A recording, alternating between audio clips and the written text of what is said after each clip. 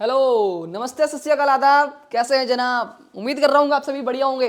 ठीक है। और थोड़ा आप अच्छे हो जाएंगे क्योंकि 29 तारीख को आपका जो एग्ज़ाम है ना, ठीक है, 29 दिसंबर को, ठीक है, उसकी जो कोई प्रॉब्लम अगर आपके दिमाग में है तो वो सारी हम आज सॉर्ट आउट करने वाले हैं। ठीक है। तो देखो, एग्ज़ाम जो है ना, ठीक है, वो फिजिकल केमिस्ट्री का सेमेस्टर 3 की हम बात कर रहे हैं। और इसमें क्या पढ़ना है वो सारी चीज़ें मैं आज आपके लिए रिसर्च करके आया हूँ। ठीक है। तो अगर आपने इतना टॉपिक भी ये सारी चीज़ें तैयार कर ली ना, कोई दिक्कत नहीं होगी, सारा एग्जाम बिल्कुल सही बढ़िया से निकल जाएगा। तो टॉपिक्स पे स्टार्ट करते हैं। देखो, इसमें क्या है कि आपकी 2 unit, unit number 1, unit number 2 electrochemistry की नहीं है, वो थर्मोडाइनमिक्स की, और 3rd और 4th वो इलेक्ट्रोकेमिस्ट्री की है। ठीक है। तो इस तरीके की आपका चीज़ें ये बटी हुई हैं। तो हम बात करते हैं टॉपिक्स की। देखो, सबसे पहले अगर आप टॉपिक पे ध्यान देखोगे तो आपको आना चाहिए, यूनिट 1 की अगर हम बात करें तो आपको इस टॉपिक के बारे में आना चाहिए, वो है वर्क के बारे में, रिवर्सिबल इरिवर्सिबल के बारे में थोड़ी नॉलेज होनी चाहिए।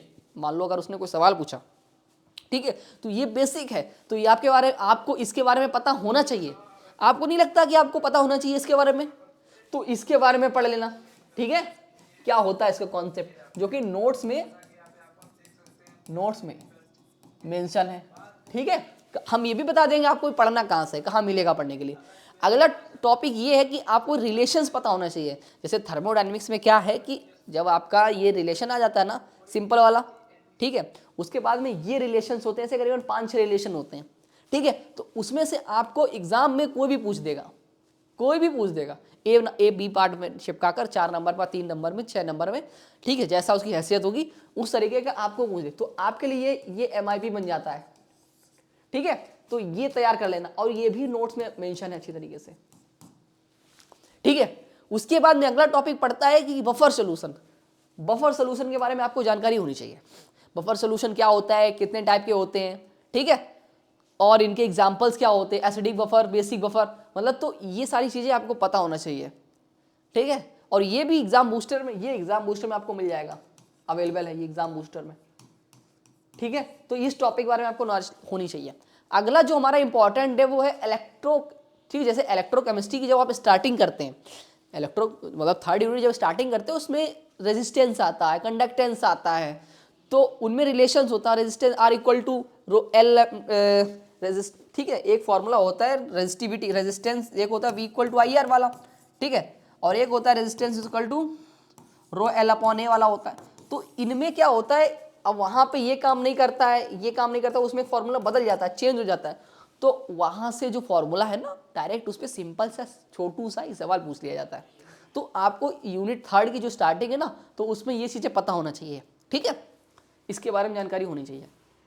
अगला जो है वो बहुत इंपॉर्टेंट, डेल्टा H पे एक फॉर्मूला, एक क्वेश्चन आ सकता है कि डेल्टा H कैलकुलेट करो, आपको एक रिएक्शन दे देगा, ठीक है, तो उसका डेल्टा H कैलकुलेट करो। तो आप ये सीख लो कि हाँ डेल्टा H कैसे कैलकुलेट करते हैं। ठीक है। और एग्जाम बूस्टर में अगर आप तुम ध्यान से देखोगे तो उसका एक सोल्यूशन, एक क्वेश्चन दे रखा है डेल्टा H कैलकुलेशन का, तो उसको तुम निपटा दोगे। ठीक है। उसके बाद में तुम थर्मोडायनेमिक रिलेशंस जितने होते हैं, थर्मोडायनेमिक रिलेशंस होते हैं ना, उनको तुम निपटा दो। ठीक है। करीबन आई थिंक 5-6 थर्मोडायनेमिक रिलेशंस होते हैं, 4-5, हाँ 5 होते हैं, तो उनको एग्जाम बूस्टर में वो भी मेंशन है, उनको निपटा दो। थर्मोडायनेमिक रिलेशन तुमको तैयार होना चाहिए। ठीक है। अगला जो इंपॉर्टेंट वो है Clausius Clapeyron equation. Clausius Clapeyron equation exam में जरूर बोलबाल मचाती है, अपना इंपॉर्टेंट दिखाती। तो आपको इस इक्वेशन के बारे में अगर बिना तैयार करके चले गए ना एग्जाम हॉल में तो दिक्कत हो जाएगी। इसको तैयार करके जाना, और ओसवाल्ड डाइल्यूशन लॉ को तैयार करके जाना। सिंपल सा लॉ है, इसको तैयार कर लेना और इस पे सीख लेना, करीबन 6-7 लाइनें सीख लेना, कैसे लिखना है, एग्जाम्पल सीख लेना। ठीक है। इस पे जानकारी लेके अपने अंदर थोड़ा नॉलेज लेके जाना, क्लासियस क्लैपेरॉन इक्वेशन के बारे में भी और ओसवाल्ड डाइल्यूशन लॉ के बारे में भी इतना जानकारी लेके जाना। अगला तुमको जो लेके जाना है वो कार्नोट साइकिल है, जो कि तुम पढ़ते चले आ रहे हो शुरुआत से, बचपन से तुम पढ़ते चले आ रहे हो ना कार्नोट साइकिल क्या होता है। ठीक है। तो वो तो सिंपल है। ठीक है। आपको ये भी पता होना चाहिए। ठीक है। आपको ऐसा ये पता होना चाहिए। ठीक है। इस तरीके का किस तरीके से कैलकुलेट करते हैं, ग्राफ बना देना, फिगर बना देना। तो कार्नोट साइकिल का डेल्टा H मतलब कि इधर से जिस तरीके से जो आपका पूरा नोट्स में दे रखा है उसको अच्छी तरीके से मेंशन कर देना। ठीक है। और सुंदर सा ये बना के चले आना, और उसके चारों जो प्रोसेस होती हैं, ठीक है, वो सब आप मेंशन करके आना और उनको डिफाइन करके अच्छे से आना, बहुत ज़्यादा नहीं मेंशन करके आना, थोड़ा थोड़ा 3-3 4-4 लाइनें लिख कर आना और एक फॉर्मूला लिख देना, बाद में ड्राइव कर देना, ठीक है, निगेटिव वाला। बस ये तुम्हारा कार्नोट साइकिल हो जाए। और एफिशिएंसी उसकी बता देना, किसी की कभी 100% नहीं हो सकती है, वही यहाँ से तुम्हारा प्रूफ हो जाएगा। अगला जो इंपॉर्टेंट तुम्हारे लिए है ना, जानकारी होनी चाहिए पेपर से पहले, वो है ईएमएफ ऑफ सेल। किसी तरीके सेल का हम ईएमएफ कैसे फाइंड करते हैं, ठीक है, ईएमएफ फाइंड करना आपको आना चाहिए, है ना। और किसी सेल का कैसे इक्वेशन लिखते हैं, कैथोड एनोड किस तरीके से, किधर क्या होता है किधर क्या नहीं होता है, इसके बारे में जानकारी होनी चाहिए। और ये जानकारी आपको एग्जाम बूस्टर में मिल जाएगी। अब भैया आप एग्जाम बूस्टर बता दीजिए, एग्जाम बूस्टर क्या है। हमको पता है, लेकिन कुछ जनाब ऐसे लोग होंगे जिनको नहीं पता है, उनको बता देता हूँ कि ये एलयू अपडेट मोबाइल ऐप पर एक एग्जाम बूस्टर नाम का एक फोल्डर होता है, जिसमें यूनिट 1, यूनिट 2, यूनिट 3, यूनिट 4 के इंपॉर्टेंट क्वेश्चन होते हैं, वो एग्जाम बूस्टर होता है। अगला है जूल थॉमसन कोफिशिएंट। तो जूल थॉमसन कोफिशिएंट भी इंपॉर्टेंट है, ठीक है, जूल थॉमसन कोफिशिएंट भी कर लेना एग्जाम हॉल से पहले, जाने से पहले।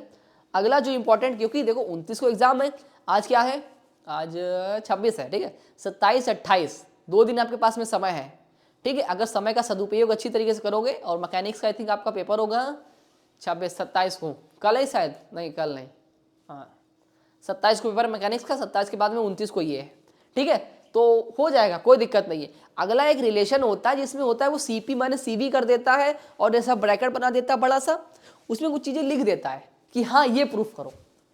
ऐसे क्वेश्चंस भी एग्जाम बूस्टर में मेंशन है, तो वो भी कर लेना तुम सही से।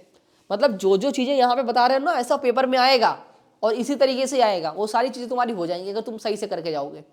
और गिब्स हेल्मो, ओहो ये तो हमारा, ये तो राजा साहब है, गिब्स हेल्महोल्ट्ज इक्वेशन तो राजा जी हैं, ठीक है, इनको कैसे भूल सकते हो, इनके तो चरण स्पर्श करके जाओगे ही जाओगे, है ना। अगर इनको चरण स्पर्श करके नहीं जाओगे तो दिक्कत हो जाएगी, ठीक है।